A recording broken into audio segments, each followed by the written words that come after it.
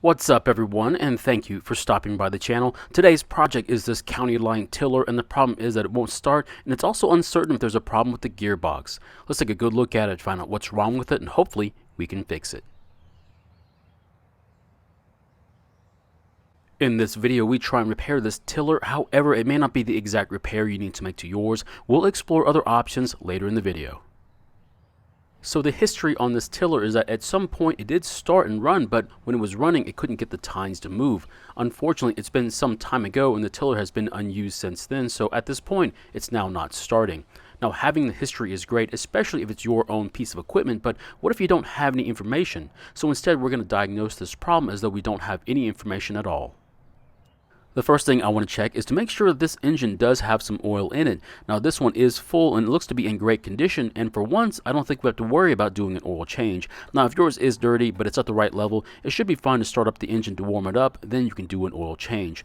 Next, I want to see if there's any gas in the tank, and what I see isn't good. There's no gas in the tank, but there's white specks around the mouth of the tank, and that means that this engine was running on ethanol gas, which left in the tank to evaporate could clog the carburetor, and that would explain our starting problem. Next, I want to remove the air filter to see if there's any problems with it, and if that's okay, then I'll spray some starting fluid into the carburetor's throat and try starting it to see if it'll run for a second.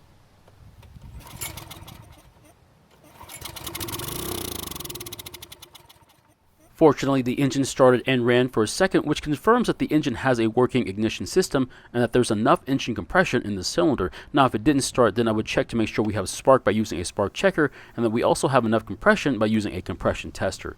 The next thing I want to do is to remove the carburetor and inspect it for any problems. However, for ease of filming, I'm going to remove the top plastic engine cover, and it's a good thing we did because what we see is how the choke arm works with the carburetor, so that means we'll have to watch out for it when we take it off the engine. Now, to remove the carburetor, first we'll start by removing the 3 bolts from the air filter base, remove the base, then disconnect the fuel line, and finally we'll remove the bolts holding the carb to the engine. Just remember to move the carb down to clear the choke arm, then pull it away and then work it off the governor linkage.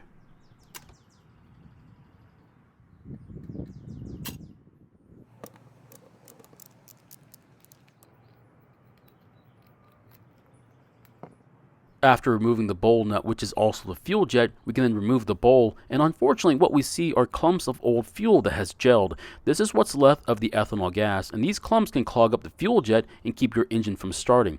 We'll need to clean this up, but first I want to look at the fuel jet and try clearing it. There's a large passage that goes through the jet which usually never clogs because of its size, but the part that does clog is the smaller hole that goes through the middle. Now, I'm going to use a wire to clear it, which some people say isn't recommended, so to that I say use whatever method you want to clear these passages. I just find the wire method very convenient, and if you have access to compressed air or carb cleaner, by all means use it.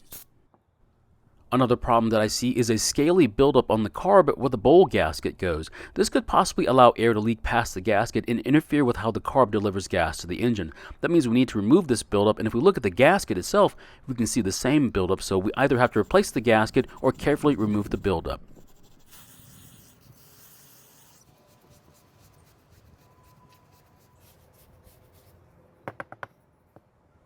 Now, when it comes to cleaning the carb side of the gasket, I'm going to remove the float so I don't damage it. I also don't want any of the buildup to make its way into the needle seat either.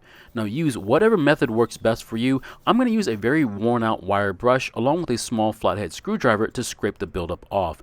Now, it doesn't have to be perfect, it just has to be better than the way we found it. Also, the gasket will take care of the imperfections.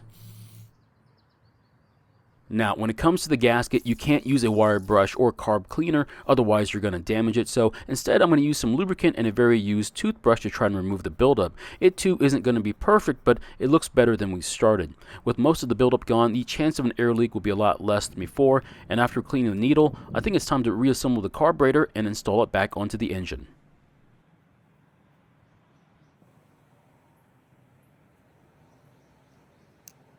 Now, after getting the float back onto the carb, we have a serious problem. What we see is a float that isn't sitting parallel with the mounting surface for the bowl, and what that means is there's less travel distance for the float to work, and it won't allow enough gas to enter the bowl. The problem is a needle seat that has either shrank or has become swollen and isn't allowing the needle to sit like it's supposed to, which is also affecting the float's movement. That means we need to remove the old seat and replace it.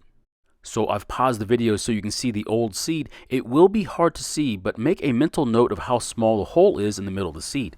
Now, I normally get it out using a drill bit, but apparently it's not going to cooperate with me today, so I'll have to use a small flathead screwdriver instead.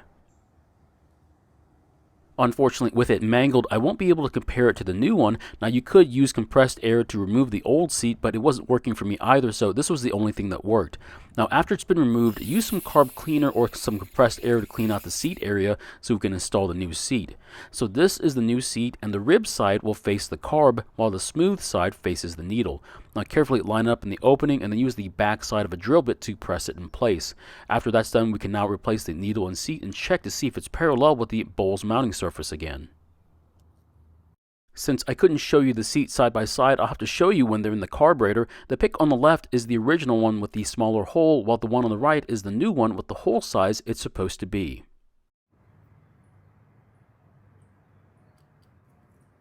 Once the float is back on, we can now see that the float is closer to being parallel with the mounting surface for the bowl than it was before replacing the needle seat. Now the float should now have enough travel to work the needle the way it's supposed to, so we shouldn't have any gas flow issues. We can now replace the bowl gasket and the bowl, followed by the bowl nut. Now after the carb is back together, we can install it back onto the engine, but I also want to add one extra part for some cheap insurance. Another reason why this engine might not be starting is that there's a spark problem. On this style of engine, the choke lever is also the kill switch that grounds the ignition coil. There could be a problem where the wire is grounded when it shouldn't be, causing a no spark situation and keeping the engine from starting. To test this, remove the wire from the kill switch and there should be spark. If there's not, then the wire is grounded somewhere else or the ignition coil is bad. After installing the fuel line, I'm going to cut the line into two pieces. That way I can install a fuel shutoff valve. This way, if gas is left in the tank and the valve is off, the majority of the gas will evaporate in the tank and not get to the carburetor to gum it up. Now that's assuming the operator uses the valve. If they leave the gas in the tank and leave the valve open, well, the same problem is going to happen. There's only a few more things left to put back on this engine, which are the filter base and the air filter and its cover, along with the top plastic cover. Then we can put some fresh 100% gas in the tank, choke the carb, and don't forget to turn the fuel valve to the on position, and then we can try starting it.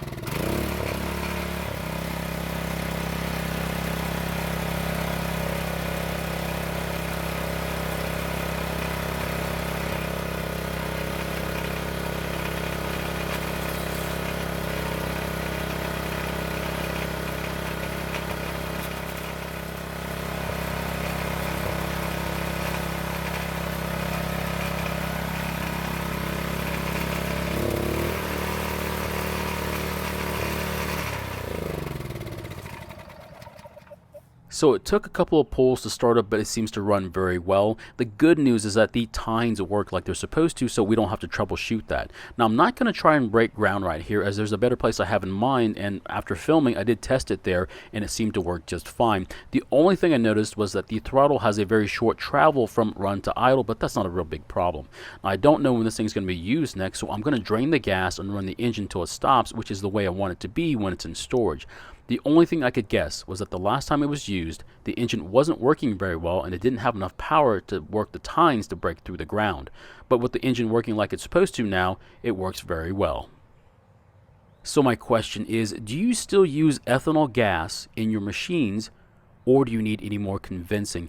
I certainly hope not. No matter what the manufacturers say in the manuals, any percentage of ethanol in the gas is not good for small engines. Now, I have used ethanol gas in small engines before, but that's because I know I'm going to use it all by the end of the job on the same day. Otherwise, I'll use additives in the gas containing ethanol to help keep it from turning into jelly. Thank you for watching. I really appreciate your time here. Please feel free to ask me any questions, and I hope to see you in the next video.